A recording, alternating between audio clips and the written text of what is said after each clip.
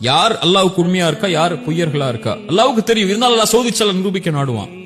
அப்படி அல்லாஹ் நபி யூசுஃபை சோதிக்கிறான் ஒரு பாவத்தை கொண்டு. என்ன அல்லாஹ் சோதிக்கிறான்?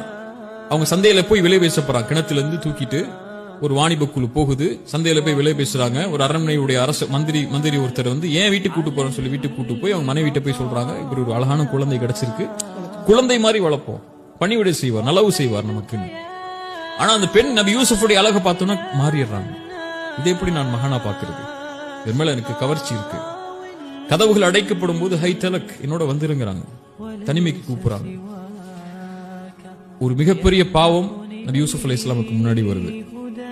அந்த சோதனையிலிருந்து நபி யூசுப் வெற்றி பெறணும், நோக்கத்தை நோக்கி போகணும்னா அந்த பாவத்திலிருந்து தப்பிச்சு போகணும். ஷைத்தான் இழுக்கிறான், அல்லாஹ் சோதிக்கிறான். என்ன செய்யறது? கால மஅதல்லாஹ்,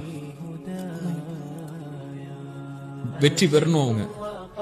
கால மஅதல்லாஹ், அல்லாஹ் போதும், அல்லாஹ் என்ன பாதுகாக்கட்டும்.